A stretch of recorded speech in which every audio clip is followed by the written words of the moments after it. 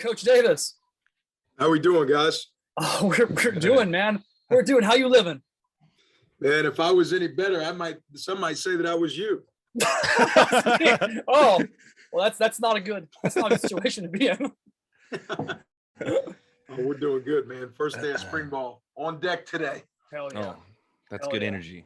So I'm Joe. This is my buddy Dustin. So we got to know each other when we were working for the DOD together.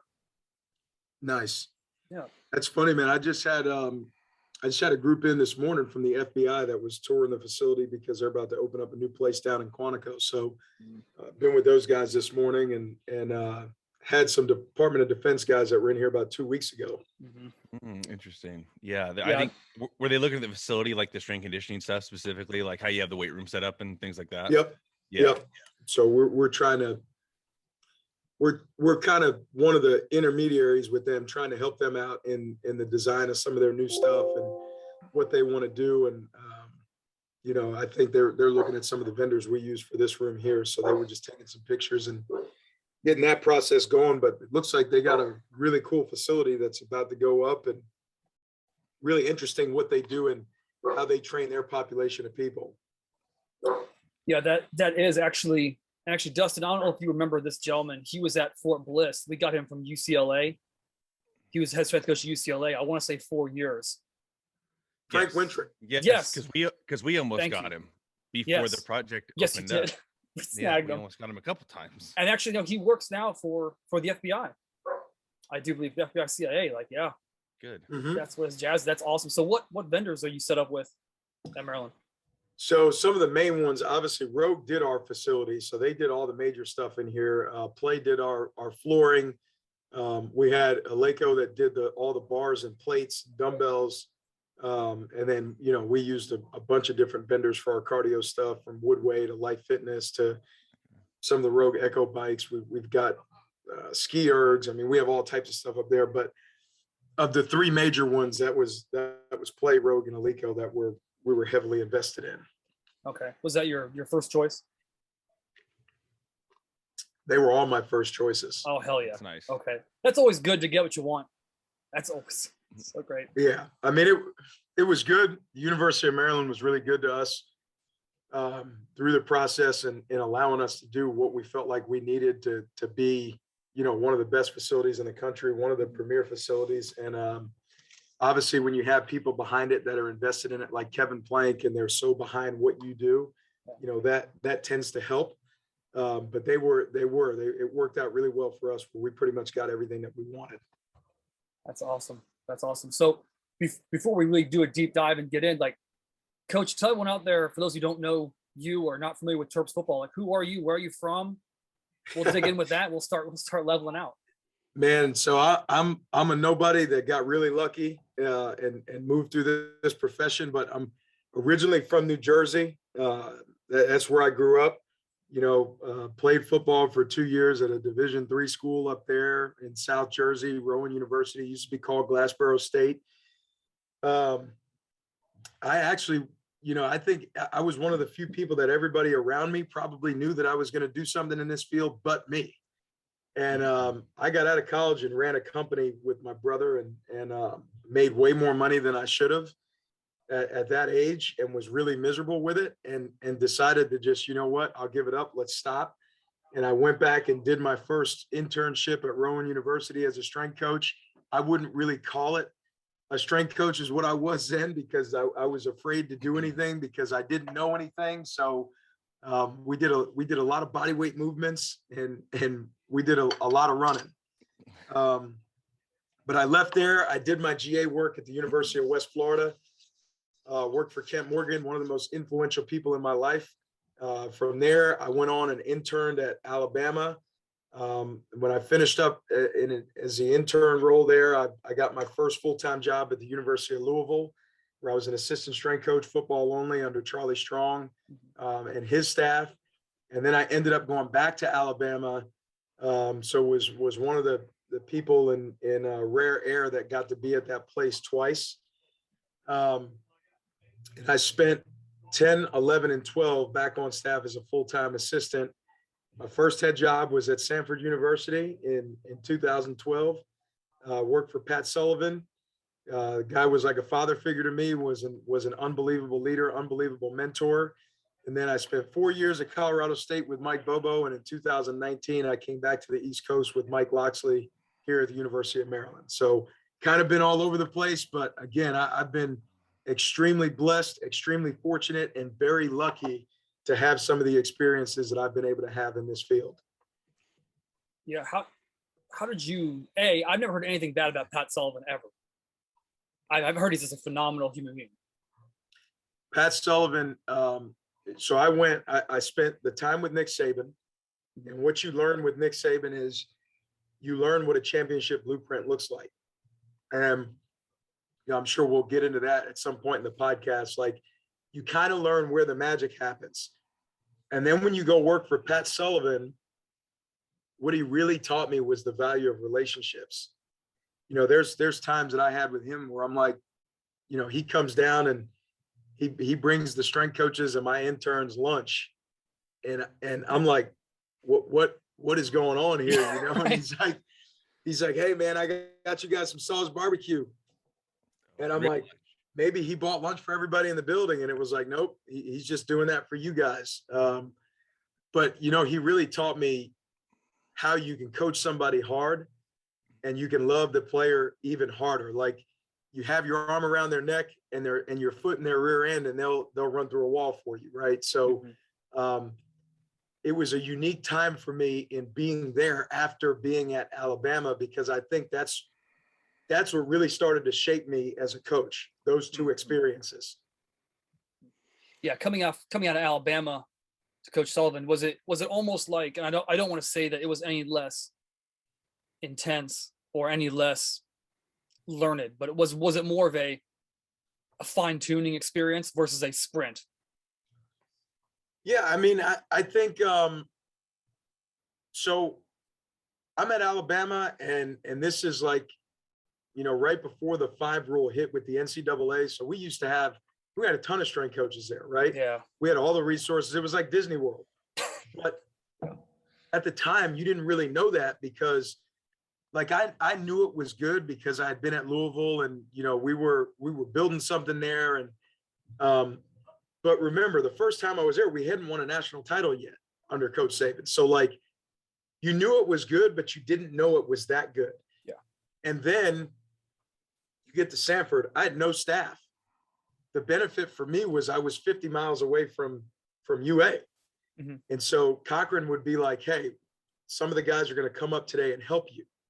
So they would help me clean the weight room, reorganize the weight room. Like, I used the staff at Alabama to kind of help me get set up and get started at Samford, because I didn't have a staff. But now you had to figure out the magic pieces that you knew in this blueprint from Tuscaloosa, and how you're going to insert that in at Samford, but you don't have all the resources. So in a sense, it was a little bit of a reset, because I did all the programming, I did all the setup, I did all the breakdown, I did all the coaching, I did all the cleaning of the room. Like, there was no one else to lean on to be able to do those things when I got there. So, it was like the challenge was, I'm not going to use that as an excuse to not work the standard, right? To not work to the standard. So it was a little bit of a reset when I was there.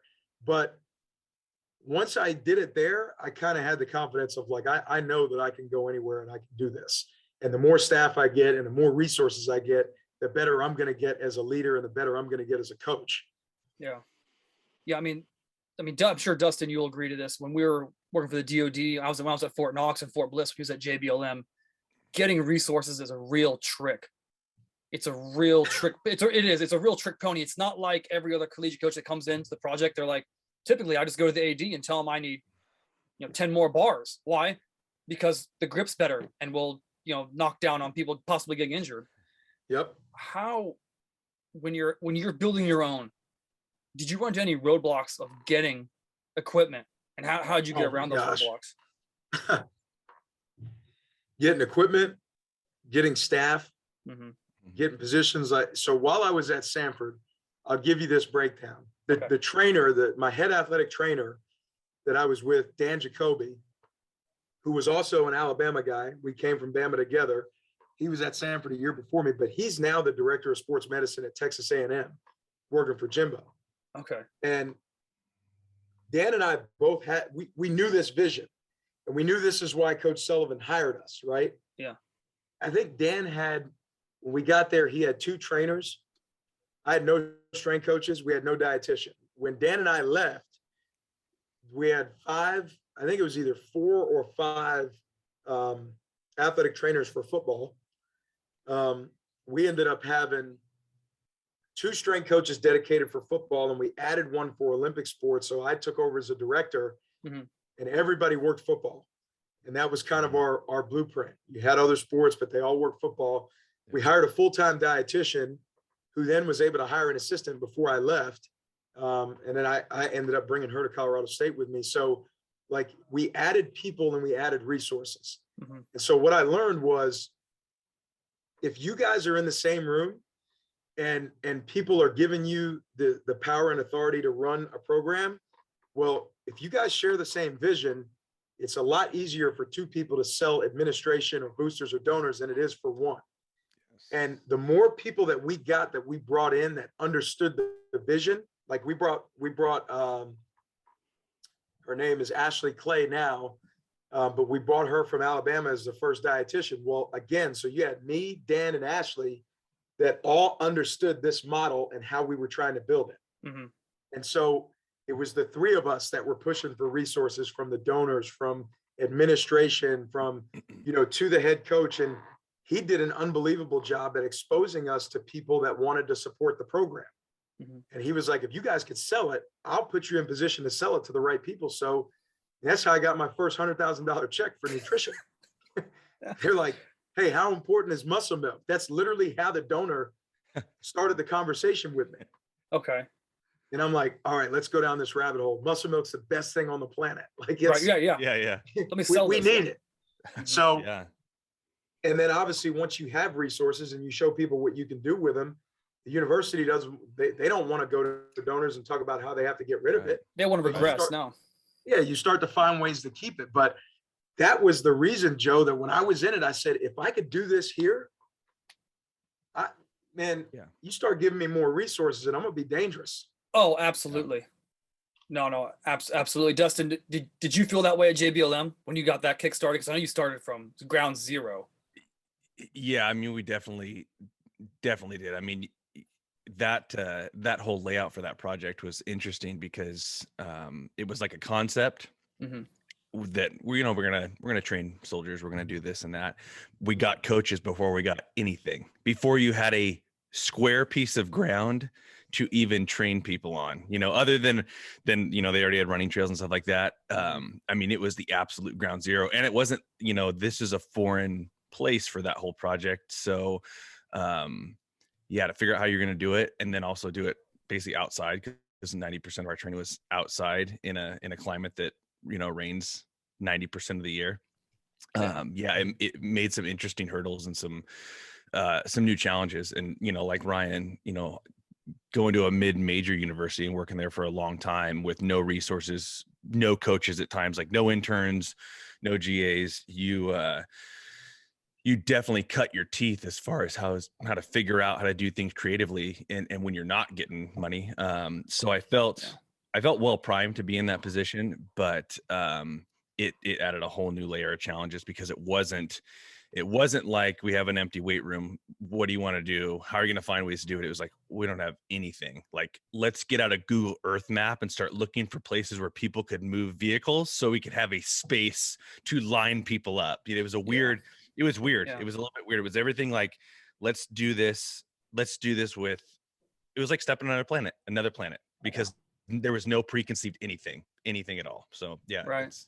I mean, that's like, Coach, that's one of the major things that the men and women on the DoD project right now are dealing with. And it's slowly getting to that point, as you've known, like DoD people have come in, Quantico people have come, FBI's come in, they're looking at it. They're getting to that point now where they're like, we actually have to have a facility. We can't just have this container with sandbags and some barbells. Like, it actually, because at the end of the day, like, the stronger person is probably going to win. That's right. I mean, like, it just is. And like what you said earlier, or what you left off on, where, you have next to nothing and you're pretty good, And once you get one or two things, now I'm getting dangerous. Have you ever watched the show or the movie The A-Team? Yes. Okay. Do you remember that line? It's always cut up in different ways, but Hannibal says, like, you give me 2 minutes, I'm good. You give me 2 hours, I'm great. You give me 2 weeks, I'm unbeatable. Yes. Like that, to me, like I tell that quote to just about every coach who comes through that project and I've worked with. It's like once you start getting more and more, and it just becomes momentum and it just rolls into the That's next. right. Yeah. That's right. Yeah. So going from all the places you've been, how do you develop buy-in? Maybe for you, like for you personally, like athletes on you, the athletes on your philosophy, the athletes on your attitude. Like, how do you develop and nurture and get them to buy into what you're selling? Is there a soft period where you don't lay the hammer down, or do you lay the hammer down ultimately from day one and everything? No, I mean, I tell my staff, you can always turn it down later, but it's really tough to go into a situation low and then try to crank it up. So I'll give you my philosophy in a nutshell. Success is built on relationships. Love is spelled with time, and you have to invest in people and get them to buy into your vision with time, love, and building those relationships. So the first thing I start out with, whether it's a recruiting deal, whether it's my staff, anything, when I say success is built on relationships, think about everything in your life that you've ever gotten, that you've ever accomplished. All right. If it's worth mentioning, you probably didn't do it on your own. You probably had some people that supported you, whether that was emotionally, financially, whatever it was. You had some people that allowed you to go and chase whatever it was that you did for you to make those accomplishments. So I tell everybody, we don't do things on our own.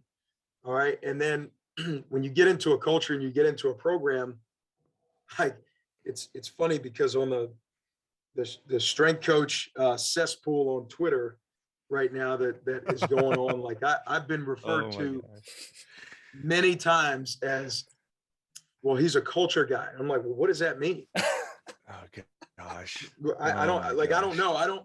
When you look at my email signature, like it doesn't have all my letters and accolades and degrees on the back of my signature, right? Like, listen, I got to be certified, guys, but they don't pay me any more money whether I'm a master strength coach or whether I'm freaking in this certification or that certification. All right. And so for me, what I know, and I've told my staff this, is I know that I can help a team get them from where they are and get them closer to where they want to be. And I can do it collectively. And I know that I can do it individually. I know that I can gain the trust of the players that I coach. Maybe we don't have the best program physiologically that goes on paper. All right. But I know this, what we do in this room, we execute at a really high level. And I know that there are not many places that execute at the level that we do. And I'm not saying that guys can't do it. That's not what I'm saying. What I'm saying is, like, there are more people that have trouble with that than people who don't. So Maryland has been the hardest job that I've ever had in my career. It's also been the most rewarding, but I love our football team. I love our guys on this team. I love what they stand for, what they represent. We had some guys that made decisions to say that I want to come back. And there's nothing more gratifying as a coach. And when you get players who are NFL ready that call you and say, Coach, are you leaving this year? Like, what are you talking about? I want to come back, but I'm not coming back if I have to change position coaches and strength coaches. I'd rather just declare for the draft. To me, that's what it's about. Like, that's the greatest compliment that I've gotten in my entire career. So I guess if people want to call me a culture guy, I'm okay with it. All right. I know that I can coach a clean really well. I can coach a squat really well. I know how to program. I know how to do all of that. But I told you that we'd get back to this in the program. And like, people say, what did you like? What was the point that you took from Alabama, this and that? Here's the magic. The magic is, how can I get people to want to do the things that normal people don't want to do? Like, how can I get them to do that?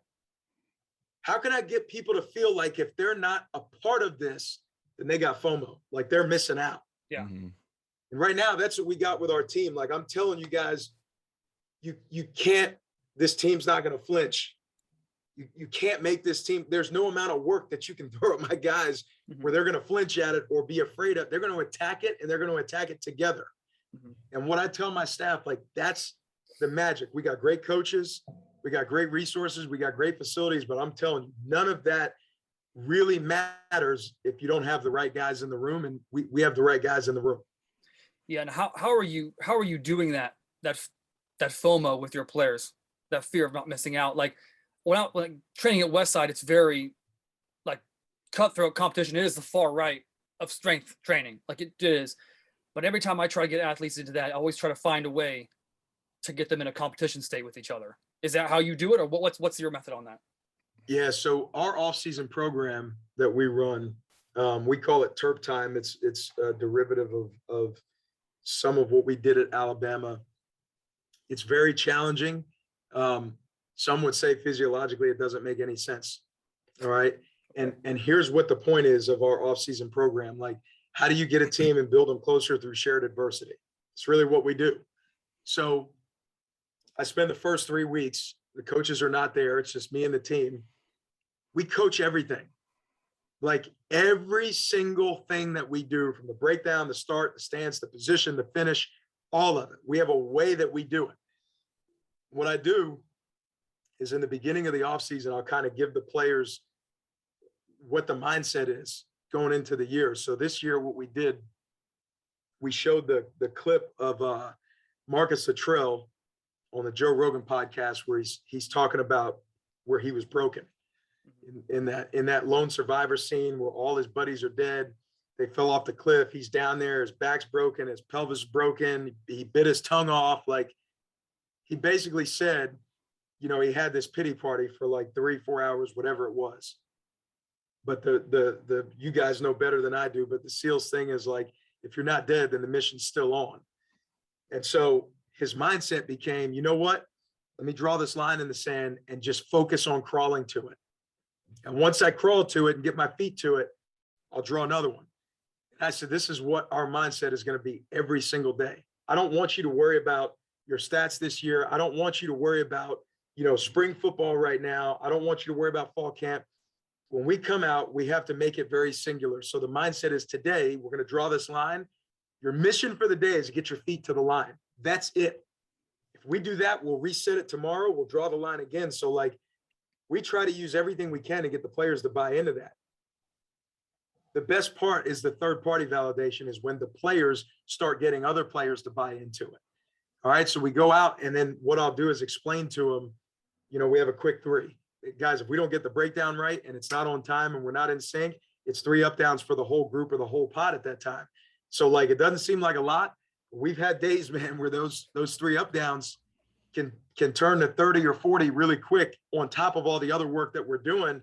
Yeah. And it really becomes a pain in the ass. So, like, lock in, and then you get other guys that are focused on telling them the same thing. But we use players to help us coach all those things. And then we kind of create this space of where the coaches are going to come back on this day, and their job is to apply pressure.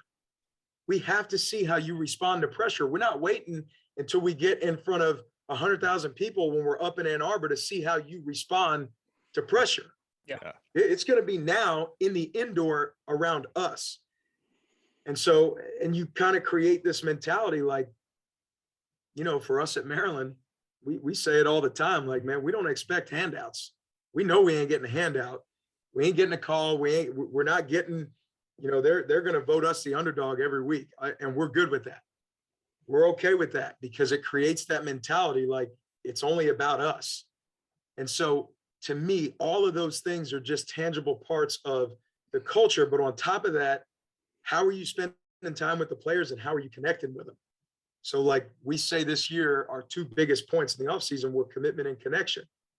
People are like, well, I don't understand that. Well, if the 3 of us, you guys all know this, right? But if the 3 of us spend time together, we invest with each other, we really get vulnerable with each other, and we talk about some of our issues. Yeah. Mm-hmm. So now, if I walk in and somebody's bothering you, I can't just walk by it now. Now I have a responsibility to get involved. Yeah.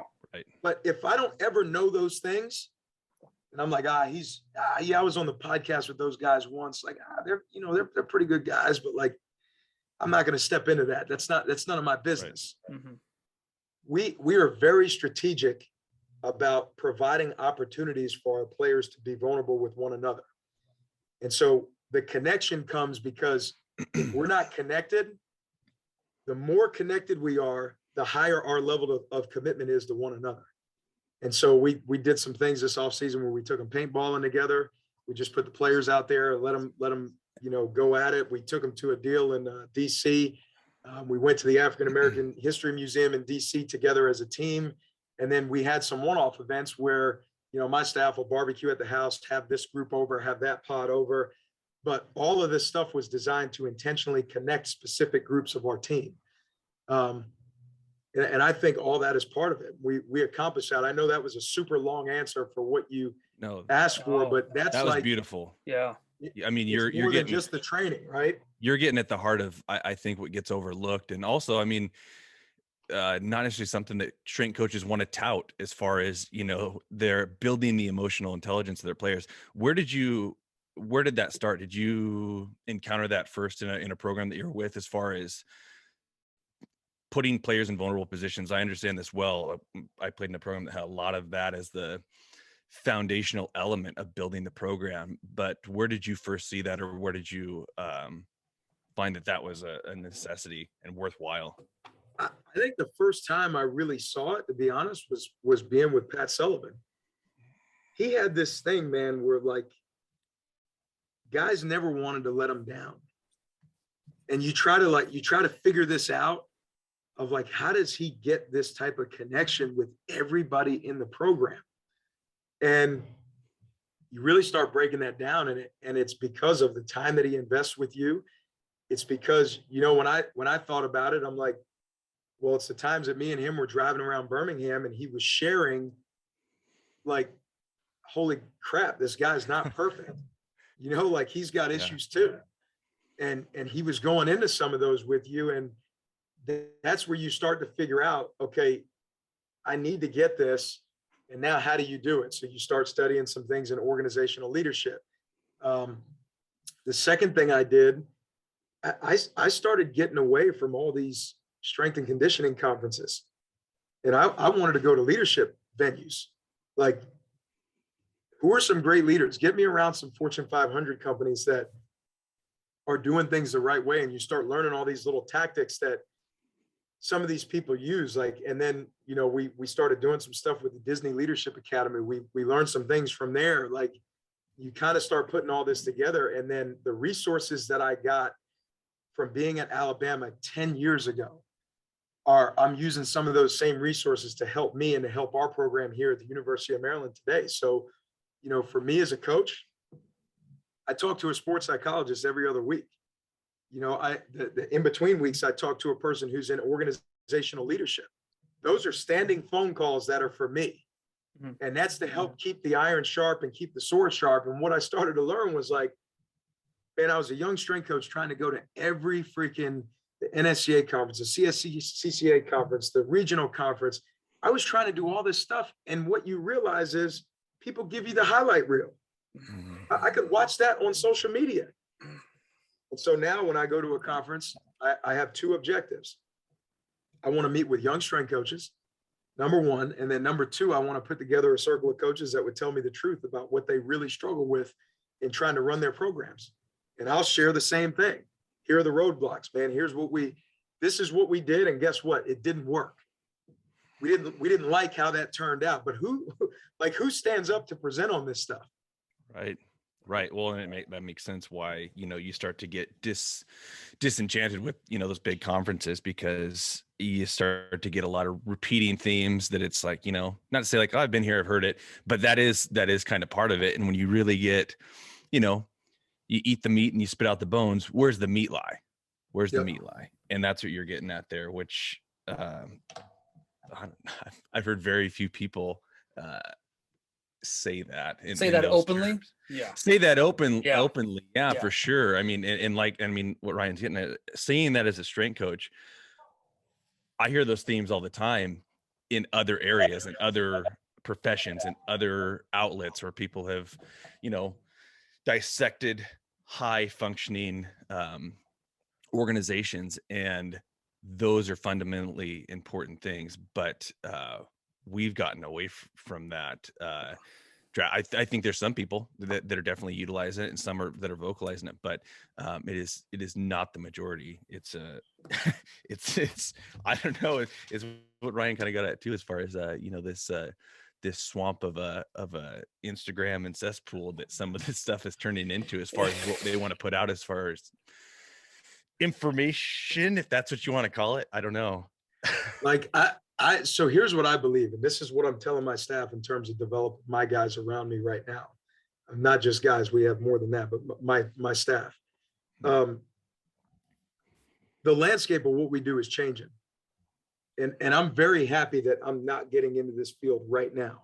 I'm happy that I've got some years behind me that I can kind of transition with it.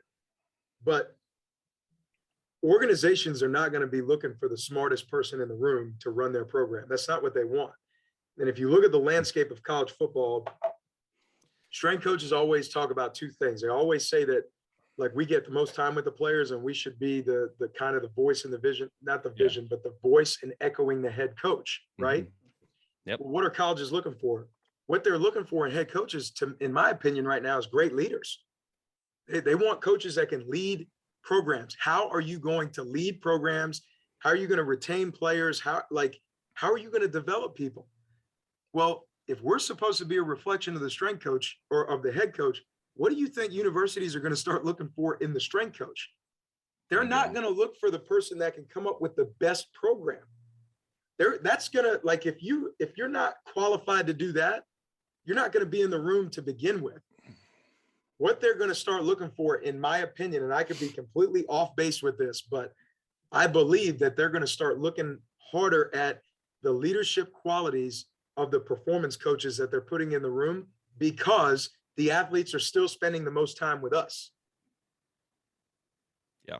If you're off base on that, then we're both sinking on that ship. Yeah. But that's a reoccurring theme in the tactical field as well. If you look at our profession or another thing, if you want to advance, the first thing they're going to start to weigh is, how can you prove your leadership skills and what you've done? And everything kind of falls on that too, because, I mean, you're ranking up. What are you doing? You're overseeing more and more people is what you're doing. Well, kind of things go astray. They're not bought into the person above them. And those are, I don't know, I'd be interested in your opinion on this, but as far as coaching being a calling or one of those things, because you definitely develop as a coach, but can develop as a coach, but some of those things I think might be intangible to the human being, and maybe just our own ability to interact with humans, and our character that's kind of innately set, the cloth that we're cut from. I agree. I mean, I couldn't agree with that more. And like, I've grown tremendously in this area. So last July, I went and spoke at the Power Conference for Zach Woodfin and fifth quarter coaching out in Austin, Texas.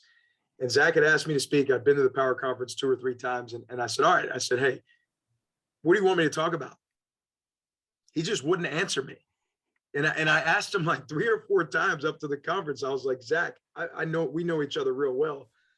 I said, what do you want me to talk about, man? And he was like, well, you'll figure it out.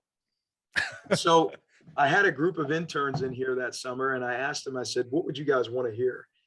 And one of my girls, Claire Ingersoll, who is at Virginia Tech now, she said, Coach, I think you should tell stories. I went, why? She said, because as an intern, that's how we connect with you best, is when you tell stories. So guys, this is what I did. I put together a presentation on every mistake that I've made since I've been a head strength coach. And I equated it with a story or the aha moment of what made me change. Yeah. And so I get up there and I start talking about all this stuff. And at the end of it, I talked about my own ego.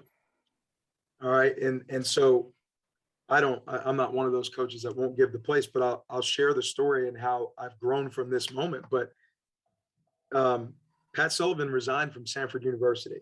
While I was at Samford, I've been contacted by another school 2 different times, I think. And basically like it just never worked out. And I was like, I'm gonna stay here. Well, Pat resigned and the school contacted me again.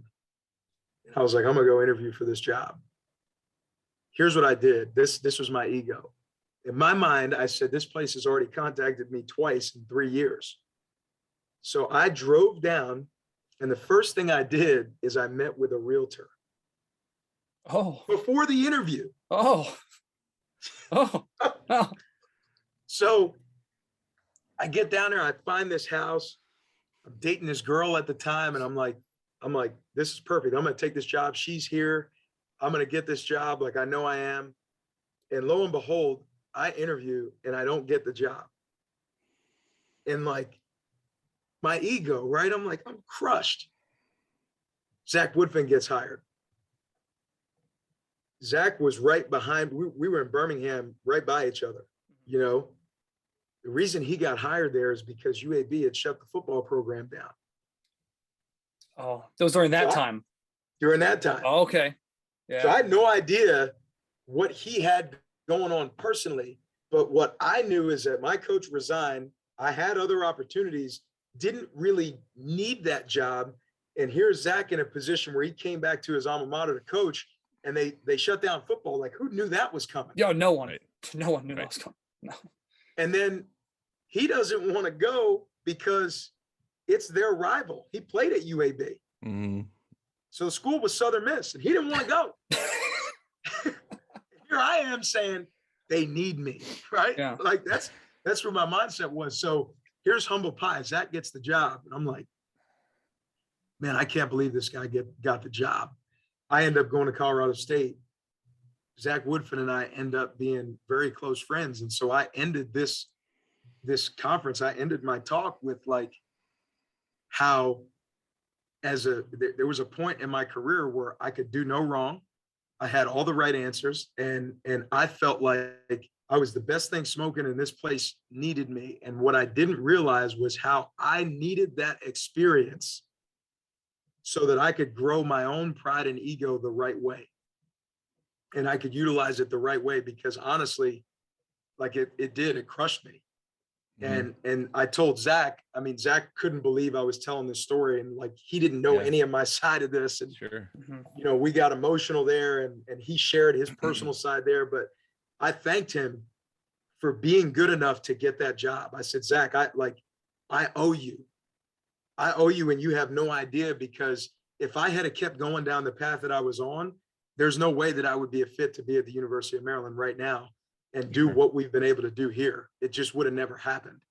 And so like, again, the ability to connect with people, the ability to lead, you know, I'm not saying that I was a bad leader, but I'm saying that was an experience that before that, I think my own ego was hindering me and my ability to lead other people, because I was the most important thing before that. Yeah. Yep. Now I'm just a conduit, man. Like, without these guys, we don't have a job. Right. That's the change in perspective. Mm-hmm. Yeah. Do you recall at all that interview? I've seen several different types of setup interviews for strength coaches. Do you remember what the setup was? Was it the AD? Was it the head football coach? Was it fellow strength coaches that were just there to review? Did they give you a whiteboard? And were you very, I don't want to say lackluster about giving answers, because in your mind, you're like, I already have this. But did you hold back from doing a really in-depth, go into? Every job that I've ever interviewed for, my mindset has always been that I'm going to interview for Nick Saban. I've been good mindset. I've been as detailed and prepared, and guys, some of the stuff that I've done for interviews, like, people, look, yeah, let's get transparent. Right? Like, I share some of this stuff with my staff. It's easy, man. It's easy for people to look at me and be like, man, he makes money. He's good. I'm like, you want to know how to get prepared for an interview? I'll tell you.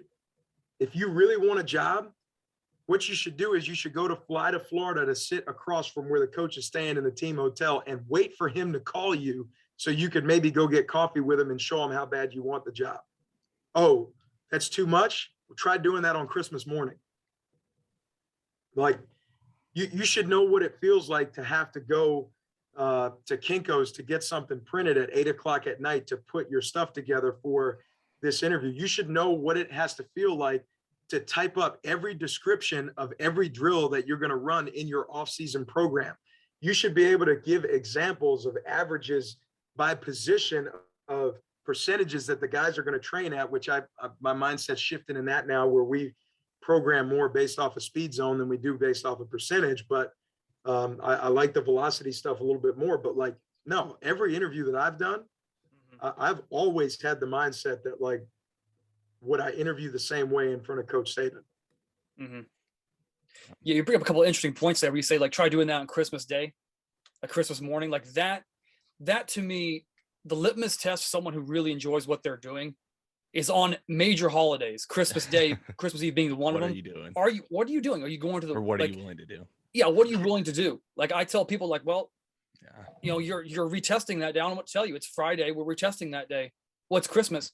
Well, I guess you come in later or you come in early. I don't know what to tell you. Like, Exactly. if you love it that much, you're going to do it. And just think, just like you going through those scenarios makes me feel really giddy.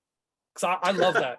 I really, I get off to that, Coach. I think Dustin, you're the same way. It's like, oh yeah, I messed everything up. I have to go and get all stuff reprinted. I've gone over to a friend's house at 10:30 at night because I don't own a printer to print material off. And I was giddy all the way. Yeah. Truth, I mean, truth resonates. Yeah. That's where, so look, Coach Locks called me December 13th. He put this in perspective. He gets a job at Maryland. He called me December 13th. I didn't get hired until January 19th. Okay. That doesn't happen in our field. 5 weeks. That's a long time.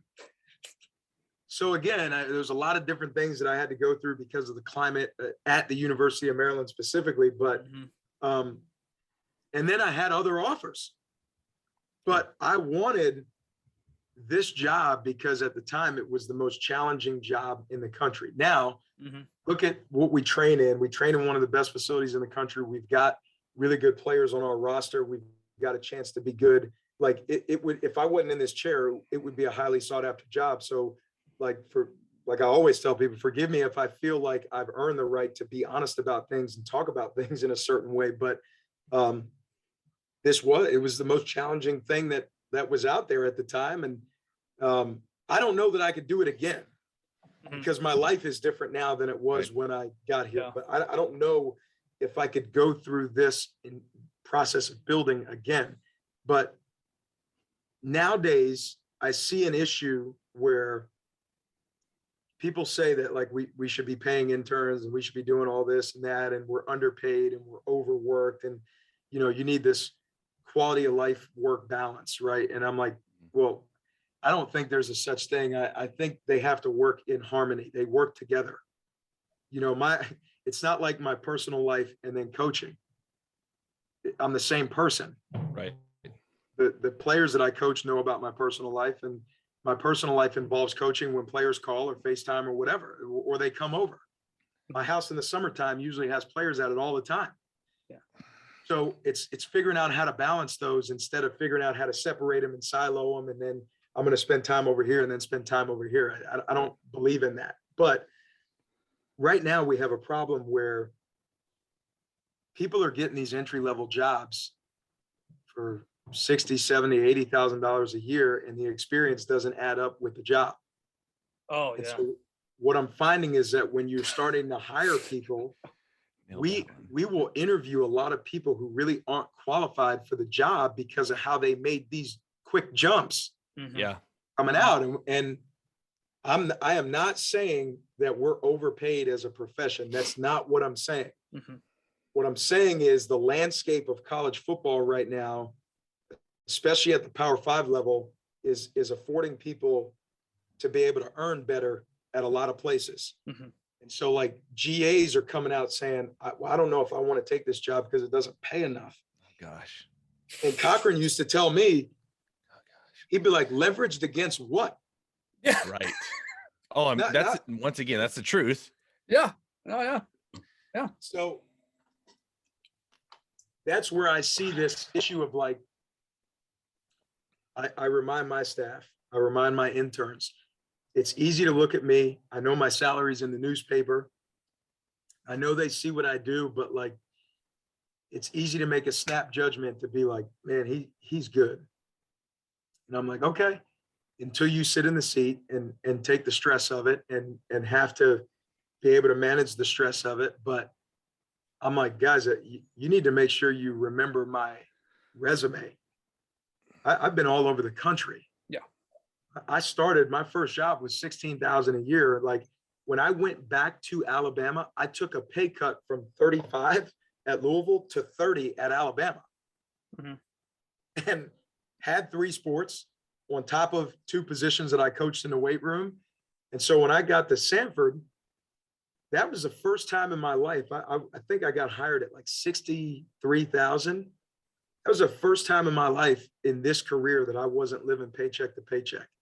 It felt like I had some money. Sure. But you know what? I had enough experience to handle the job because I didn't have a staff.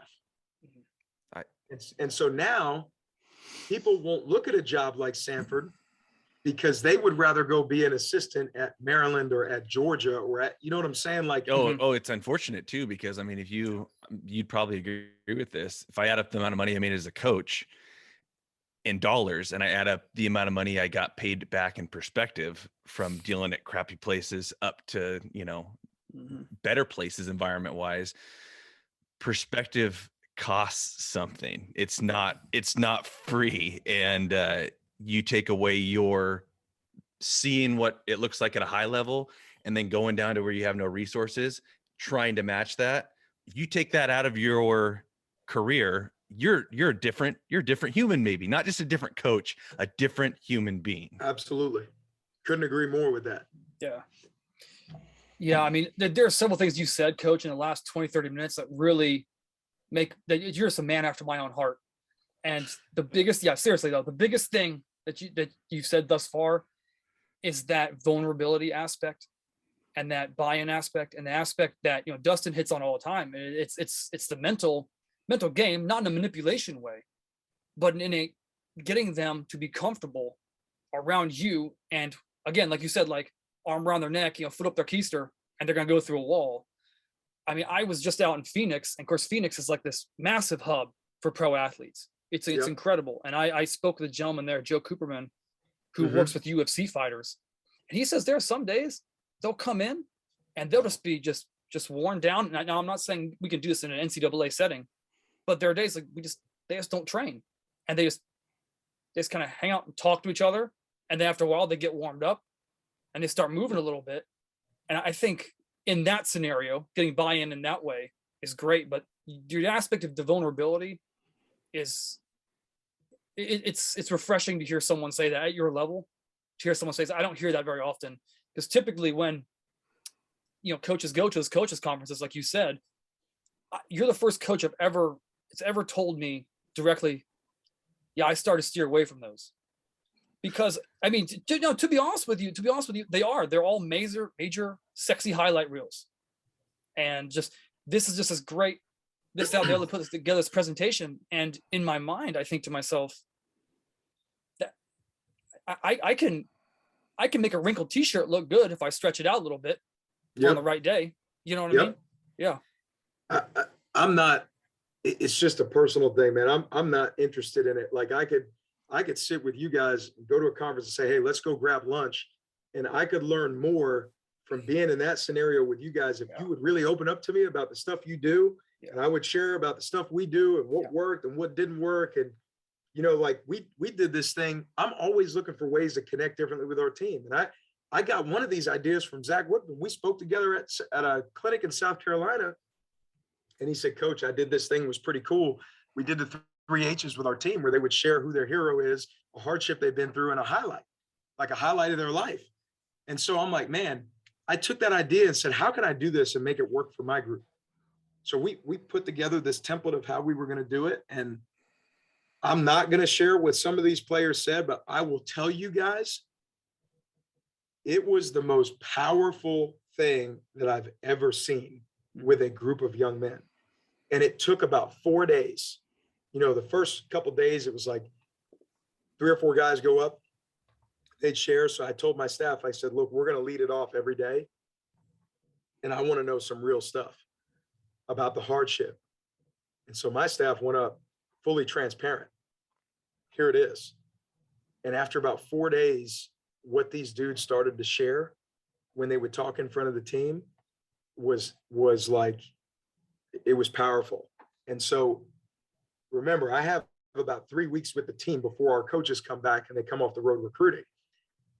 We were so far down the road of vulnerability that they were like, coach, when the coaches come back, we don't want to. And I had to actually stand in front of them and be like, guys, listen, this is all one family.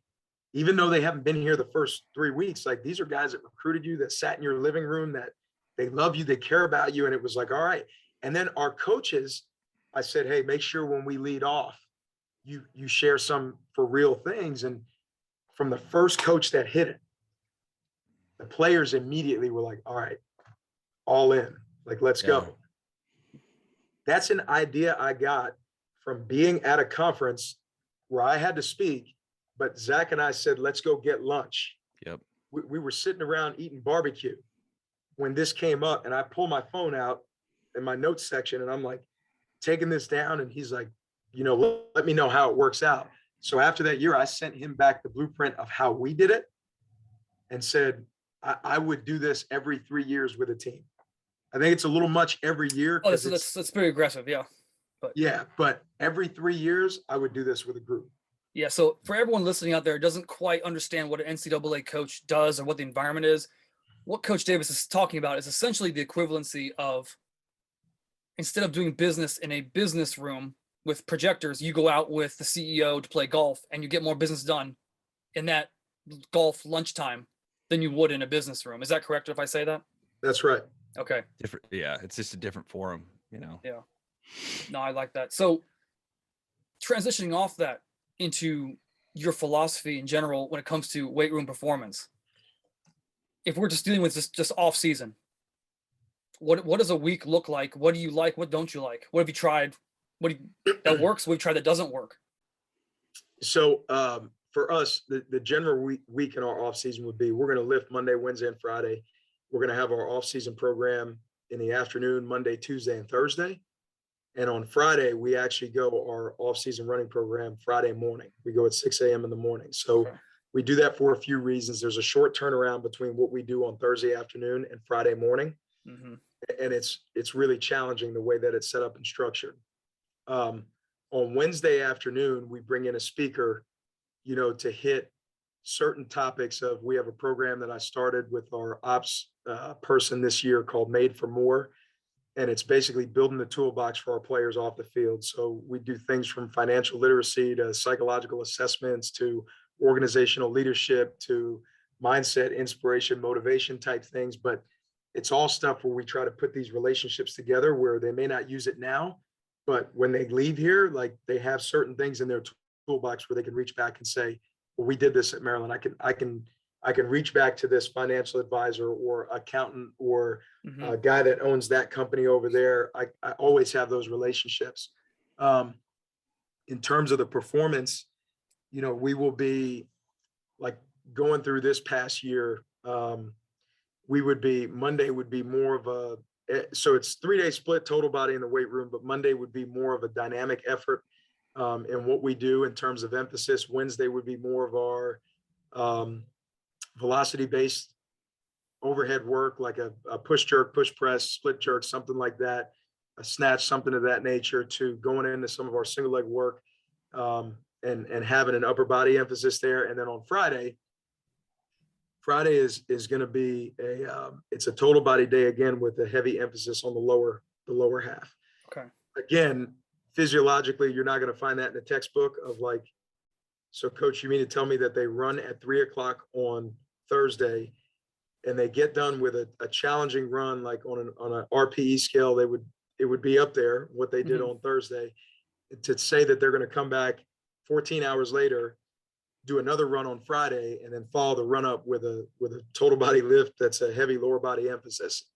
Nope, you're not going to find it in a textbook. But that piece of our off-season blueprint is what makes us who we are. Like that's kind of our special sauce. And you guys will appreciate this, but I put this video out on Twitter of the group coming into the weight room on Friday morning, and they're dancing, they're going nuts.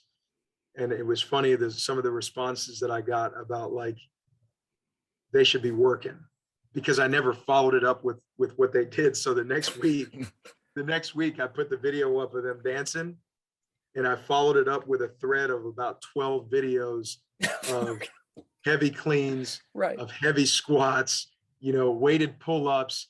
And I said, mind you, we've already run 8-station, 4-station this morning, and we did curves yesterday. And this is how the guys are finishing the week. But our players will talk about earning their weekend. That special sauce at the end of the week is kind of how they earn their weekend, and they earn the right to have that. So that's kind of what our off-season blueprint will look like. And then how we do it, how we attack what we do in the weight room changes a little bit every year. At the end of every block, we quality control what we did. And so I always will have 3 measurable performance goals in there for us as a team, like we call them global goals. And then each of my guys is over a certain position group, and they'll assign 1 performance goal for the position group. All right. And then from there, you start to look at individual needs, and that's what guys will get outside of the 8 hours allotted, by the NCAA. But those performance metrics, we quality control them at the end of every training block. So we talk about what went well, what didn't go as well as planned, what can we do better. We talk about where we are as a team, our strengths, our weaknesses, what we need to attack. Well, going into this offseason, we were really strong in our lower body. So it wasn't like we needed to have this huge emphasis on lower body work.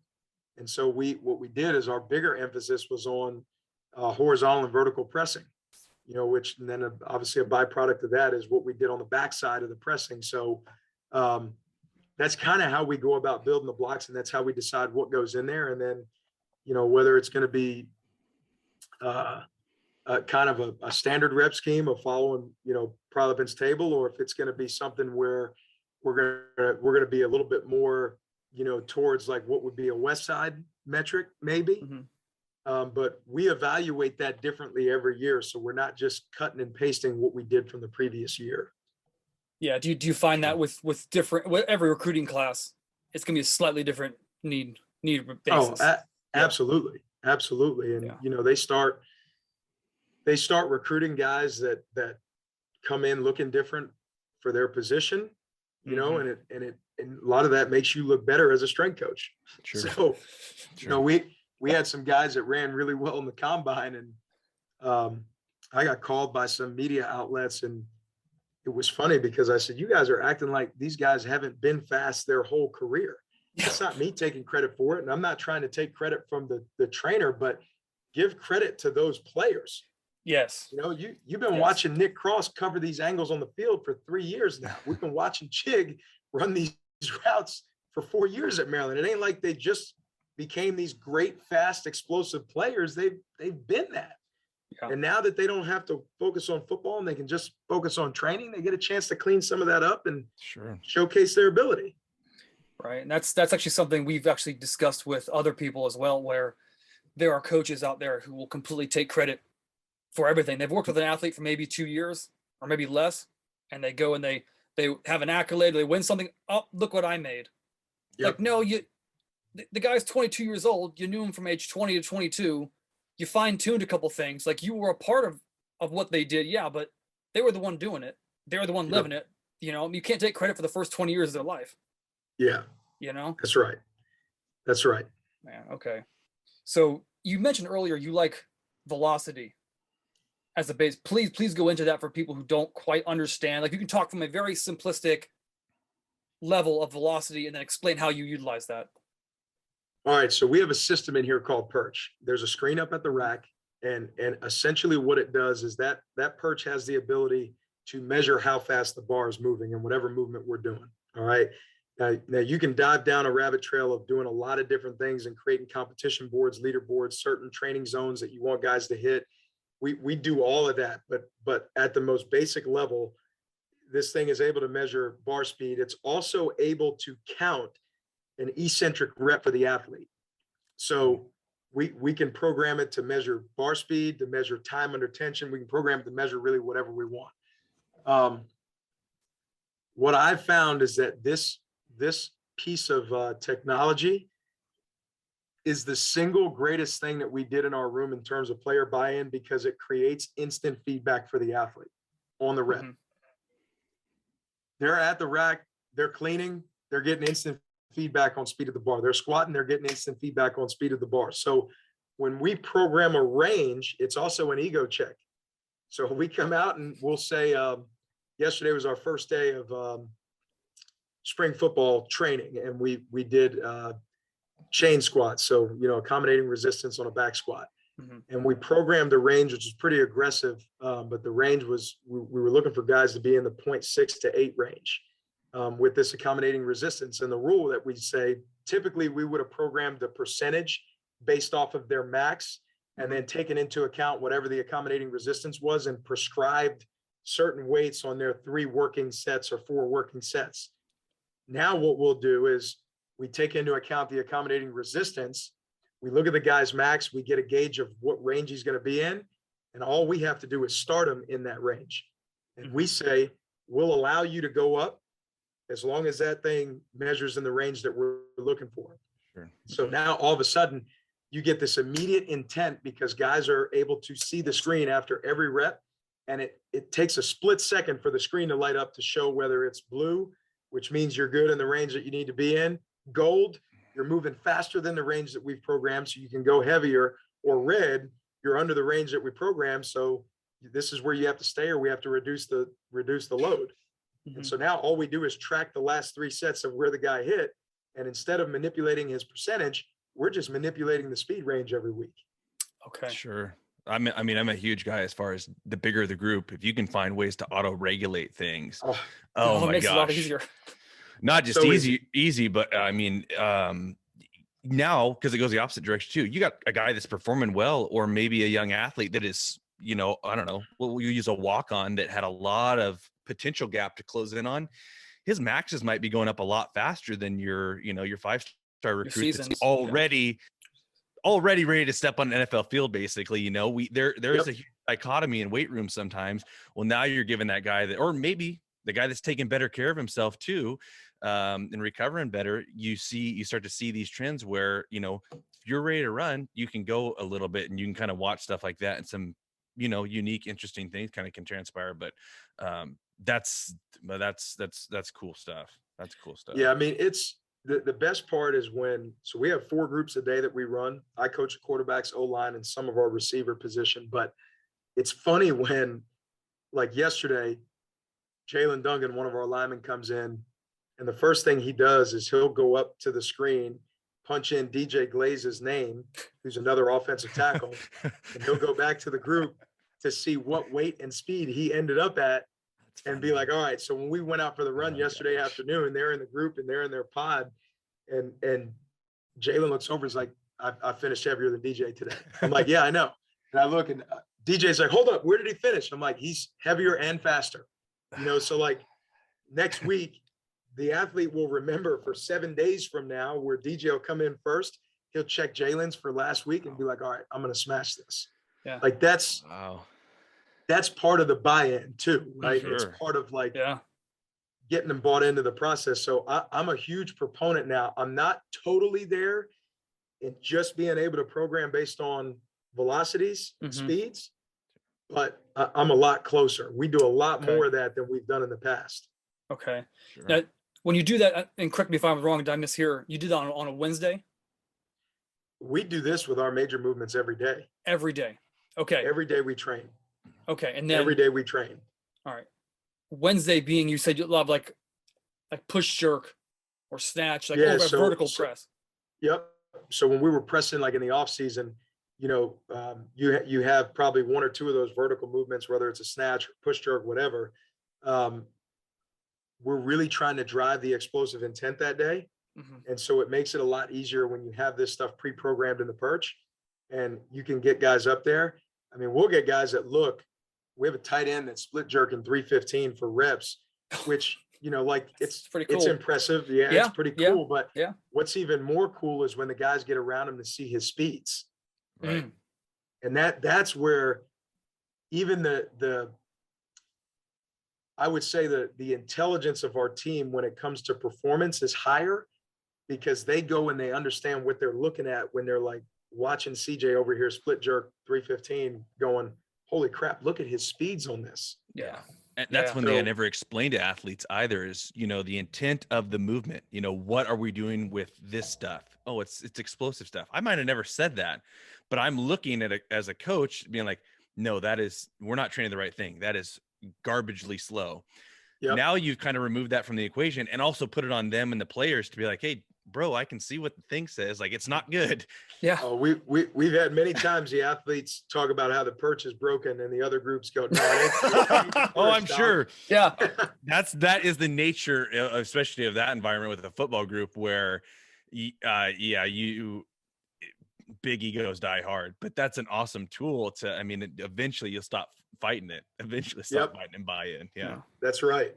Yeah. So going through some of those primary lifts that you use, or whatever your top 3 compound, Olympic, or just power lifts you use, when you're using that perch, at what point with those top 3 compound lifts do you say, all right, well, you're sacrificing your technique to increase the speed?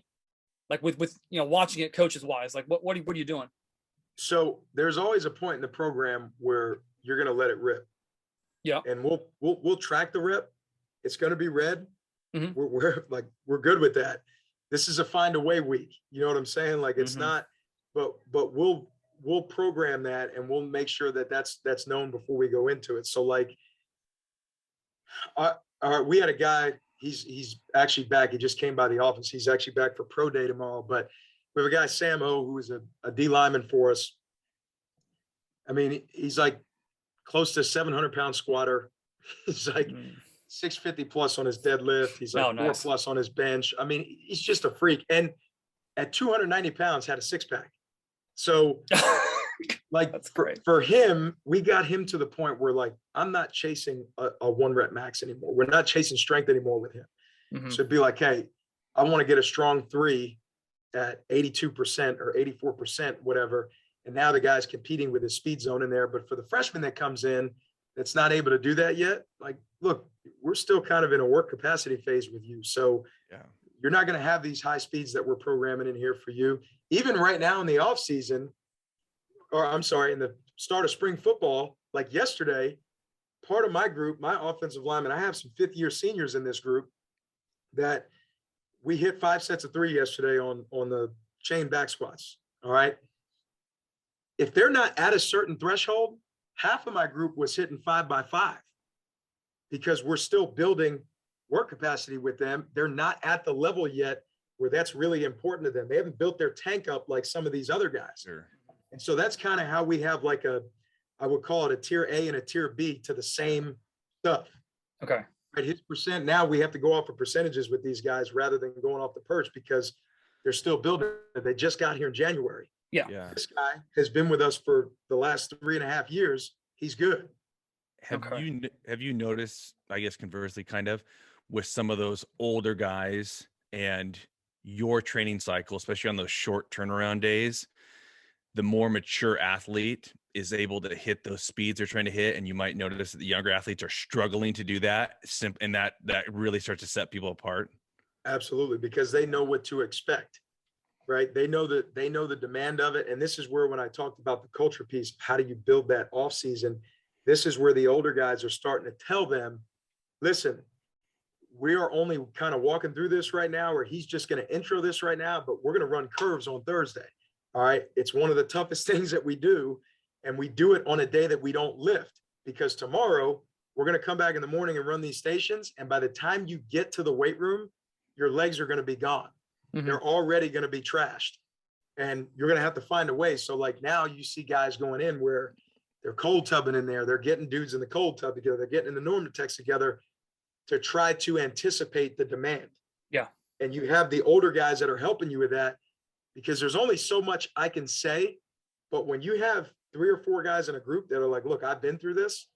This is exactly what to expect. Yeah. Then you start to see that, you start to see the gap close a little bit more or a little faster rather than in the beginning where you're like, yeah, of course, your older guys that have been through it, they know what to expect. They're not going to complain. They're going to push. They're going to go. Yeah. Your new guys are swimming. They're drinking from a fire hydrant, still trying to figure it out.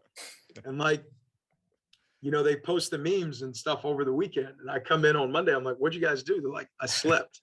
You know, like That's the right answer. I didn't do anything, coach. That's I need answer. 2 more weeks before I can That's a think good about answer. spending my weekend outside of my apartment. Right.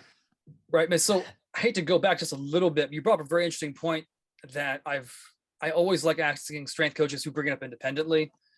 Do you remember the Trent Richardson conversation where he was squatting like over 6? Yeah. Okay. And it was like at that point, was that when Coach Cochran was still in charge? Yeah. Okay. Yeah. And correct me if I'm wrong. Did he shut him down? Like, no, we're not doing any more 1 reps. We did do that. We did. Okay.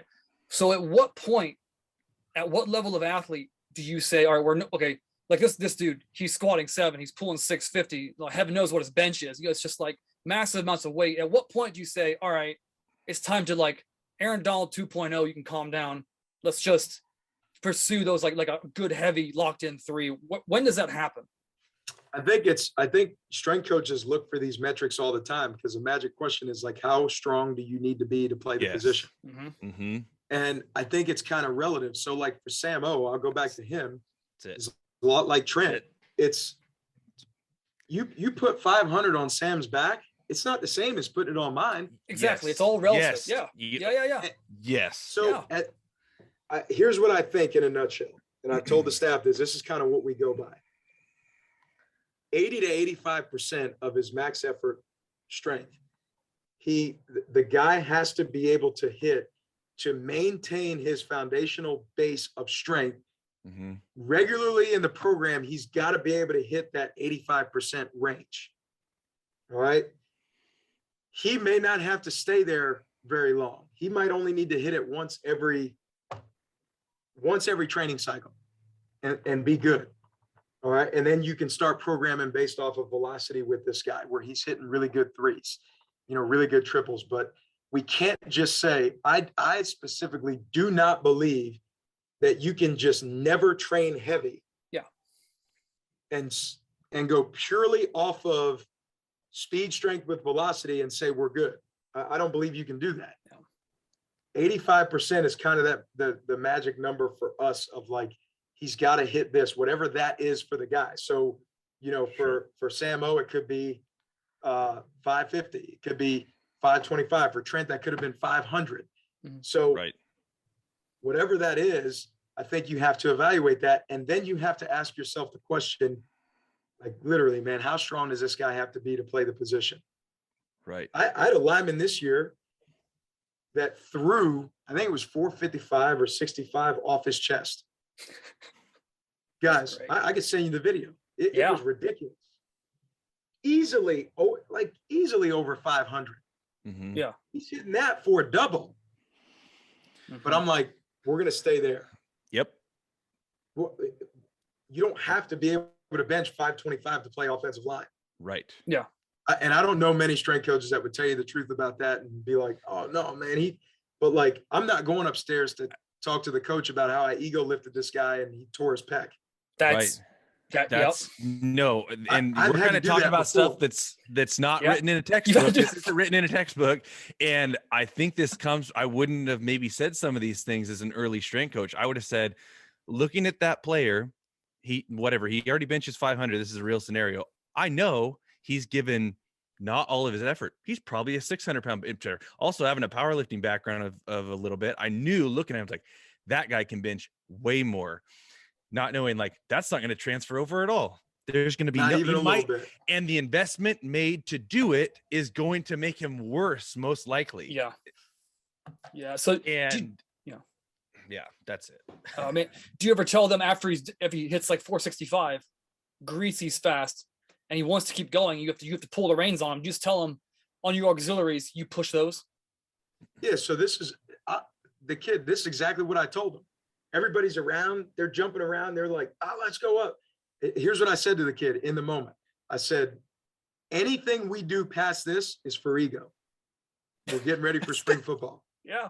Yeah. And he looked at me and like, this goes back to the relational piece, but he looked at me and was like, I got you, coach. I'm good. It wasn't like, I'm going to beg you to do the other rep or do the, nope. I say, hey, DJ, anything we do above this is for ego. Yeah. And he's like, you're right. I'm good. Because he thought for a moment of like, what if I tore my pec and couldn't do spring football? This is why we're doing what we're doing. To get you ready for spring football. Right. And he was like, I'm good. Yeah. Right. And I don't work for a head coach that's like driven by numbers. It's a part of it, but it's not like, well, he hit 475. He's got to hit 500. Yeah. Mm-hmm. No, like he saw the video and was like, holy shit, like this, he smoked that. Yeah, right. I know. Yeah. Right. Yeah. I mean, it's always a risk to benefit ratio. And at the end of the day, I mean, we're not, football, we're not training powerlifters. Nope. We're not training people. They did not sign on that dotted line to come lift weights with you. Correct. So, I mean, it's the weight room is GPP, SPP for their sport. That's just the name. It's to make you better at your sport. And do you remember, I'm sure you do. I know both you gentlemen do. I remember Larry Allen. Oh, yeah. Okay. Coach, do you know Coach Wiley? He's now at USC. Yep. Okay. So you've seen the video of Larry Allen benching 7, right? Yep. And like Coach Wiley's there with like hands on it. I remember asking him, I was like, when he was benching, how much of your hands were on that bar? He told me directly, he's like, oh, my hands were on the bar. Don't get me wrong. It wasn't like I wasn't helping him with it, but they weren't coming off the bar because if something happens, that guy's worth $2.4 million. Like so that lineman you're talking about, that guy's probably like is going to hold you down that whole season. And if he can't jam, come in tight and jam, he's half useless almost. So there are 2 points I want to make to that. Okay. I take a lot of crap for the way that we spot a back squat, or like Coach Wiley, like Benny was spotting the bench. Mm-hmm. It doesn't matter to me at this point in my career. I'm not doing it for the other strength coaches, but yeah, we will over under the spot on a back squat and the bench press. Yep. And the reason we do this is because when I was at Alabama, there was a coach, not at Bama, but there was a coach at the time who was underhook spotting a back squat on a kid that had over 6 on the bar. And the kid went to bail forward. And the first thing he did is he pulled his arms down and went to bail forward. The bar came off the kid's back and broke the coach's forearm, which is why we don't underhook spot. Yeah. We spot here. We go through a phase where we teach our guys how to miss. We literally do it to them. So we might only have 225 on the guy. He gets down in the hole. The coach puts his knee in his back. There's the point spotter, and there are 2 other spotters there. They pull the bar to the ground. Yep. Like we've been awesome with that. And just like Coach Wiley said, some idiot on social media will always comment on like your hands being on the bar. The rule of thumb is that bar better not stop moving. Yeah. And the second it does, we're taking it. Yep. Like Benny said, if something happens, you still have a chance if your hands are on the bar and you got spotters there. Mm-hmm. But if you don't, and the athlete's on his own or on her own, you are completely putting them at risk. And look, let's call it what it is, especially on a bench press. Mm-hmm. It might be one of the dumbest things we do in the room. It's like the highest risk, one of the highest risk, lowest reward movements that we do in the room. Yeah. How do you explain it? Coach, combine test. And then at Bama, Scott would remind you, he did a great job of this. He'd walk by you on your platform and he'd be like, you got $100 million there. Don't screw it up. And you're like, keep things in perspective constantly. Yeah, but he was right. And I do it to my guys. Like the guy that you're talking about, it's exactly right. Like this guy, we screw him up, man. This is what the cost of failure is if we mess him up. Yeah. Right. Yeah. A lot of people, they don't, when they see, like you mentioned earlier, like the video you put up of like the players dancing. Like, I hate to break to people, but in the NCAA, that happens multiple times a week. And it's maybe 30, 45 seconds. Maybe it's a good banger, maybe 90 seconds. Yeah. But other than that, like it's cutthroat. It's a very tight ship, So, I mean, when people see videos of like spotting or, heaven forbid, they're not going to whatever Instagram guru calls depth on a squat. Like, well, they're not training for powerlifting primarily. So it's not the same game. Well, and like the dancing thing, it's Cochran always taught us, man, these guys are under so much pressure to perform in so many different areas. And when they come into the weight room, that should be the closest thing to the locker room they have. Mm-hmm. It should be the one place where expectations and all that stuff is kind of out the window and we can work. Mm-hmm. It's kind of like their safe haven. And so when our kids are in a video and they're dancing before a lift and somebody makes a stupid comment about it, what I would love to do is I would love to post the kid's schedule for the day and be like, hey, just so you know, this guy was out of his house this morning at 5 o'clock and he's not going to be home until probably 6 or 7 o'clock tonight because of all the stuff that he has on his schedule to do between football, academics, his job, his internship, his community service, all the different stuff that they have to do. Here's the time that he's going to be out working. So if I held the group for 30 seconds, for them to freaking hit a move to a banger. Yeah. So be it. Yeah. A lot of people don't get to, like, in all this, that laid out schedule. That's a thing that NCAA players have to keep them accountable, heaven forbid, keep them out of trouble. And there are also people checking to make sure they're there, coming to classes, opening the door, counting how many, in your case, like Terp sweaters they see, and then leaving. Like, they're counting lunch, they're counting dinner, they're counting breakfast. If a mandatory train, they're counting the mandatory training table. Like, that's a thing. It's a thing. Everything's mandatory for these guys. Everything. So their schedule is completely flooded, and it's not like, I don't know. But when I see people say things like that or respond that way, I'm like, you guys are so far from being able to get it that it's literally not worth me getting into a discussion with you about it. But like, how about the fact that the guys want to be in the room? Yeah. How about the fact that they want to be together and they want to go train, and it's tough and they can't feel their legs, and they've been, we've had them up early. We've already run the juice out of them. Yeah. And don't worry about it. Like, they're going to give you more. Yeah. Yeah. Well, Coach, we've had you on for about an hour and a half. I know you're a busy man, got a lot of things to do. I have one more question for you. Dustin, do you have anything that sticks out in your mind you want to ask Coach? I can always sneak something in it. Yeah. Sure. Okay. I'll make a short little one. Okay. You got one? Yeah. Go for it. Right now? Yeah. Turn up your mic though. Is it quiet? Yeah. You're always a quiet one.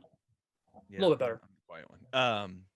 Yeah. I mean, debate whether now or later, but if you give advice to yourself when you're an intern getting into strength conditioning, what do you go back and tell young Ryan? It was my ego, man. Like, pride and ego will destroy you. And what I would have told myself earlier is I still would have went to all the conferences. I still would have went and learned from all the clinics, but I would have had an openness to change and adapt sooner to certain things. And I would have had a little bit more of an openness in terms of trying to say this the right way, but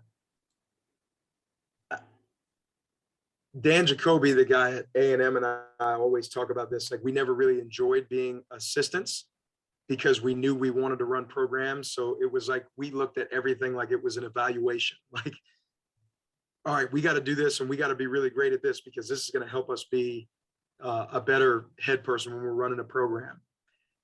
I would have enjoyed the moments where I was at a little bit more. Like, I would have watered where my feet were a little bit more instead of being so like headstrong to be like, I have to learn this, or I have to do this the way that he did it, or, whatever. I enjoyed the time where I was at, but not as much as I could have. And when you look at it, I mean, I was in Pensacola, Florida. I was in Tuscaloosa, Alabama, Birmingham, Alabama, Louisville, Kentucky. Like, I'd never lived in a bad place. Mm-hmm. Sure. So I would have gotten my ego out of the way, and I would have watered my feet a little bit more where they were. Enjoy the moment. I think it's beautiful advice to a young strength coach too, because we are primed. I don't think it's your fault or anyone's fault. We are primed to kind of go against that, getting into this field. I think the field promotes where this is I can't tell you how many times you hear it. This was my stepping stone, or this is a stepping stone job. The grass is greener where you water it, folks. Well, hey, just remember this for all of you ones that are talking about a stepping stone. the only stone is the one you're on and the one's behind you. So you be careful when you step and make sure there's something there. Yeah. So. Yeah. So like I said, we have to come back and do a part 2, because like I told you, no, there's so many things you said, you're a man after my own heart. So because I'm going to assume that I'm going to be able to wrangle you onto a part 2 months down the road, I got to ask this is like an offhand question. If you, for some reason, heaven forbid, worst case scenario, your team, those 4 groups you work with, you only had one day in the weight room with them a week off season, what does that day look like? What movements are you doing? What does it look like? Percentages? Just spitballing here. It's going to be really simple. Okay. All right. For me, we're gonna do something where we squat. We're gonna do something where we hinge, and we're gonna do something where we press. Okay. It's going to be based around those 3. And then it's going to be paired with some type of acceleration work, short acceleration, short change of direction listen, 10 years ago, I would have said, we're going to do this and we're going to go condition. Now I'm going to say we can still attack a metabolic demand through some of the acceleration work that we're getting and some of the change of direction work, but it's going to be kind of a simple squat, hinge, and press type deal. And we'll pick our Olympic movement there, but most likely we're going to pull from the ground. Okay. You mentioned that 10 years ago you'd condition, and now it's like not so much. Do you guys, I'm sure at Maryland they do you all like run GPSs and see how much they've, Yeah. That changes things. Yeah, that changes the game. Yeah. Sam Contorno is over our analytics. She does an unbelievable job for us, but we track every single thing we do. Everything. Yeah. Awesome. All right, sir. Well, hey, we'll let you get out of here. You have a very busy day. Thank you so much for sharing your knowledge with everyone out there, and hope to have you on again down the road for sure. Guys, I love it, man. It's really been a pleasure, and I hope to stay in touch with you guys. Appreciate you having me on. Absolutely, sir. Absolutely. Have a good one.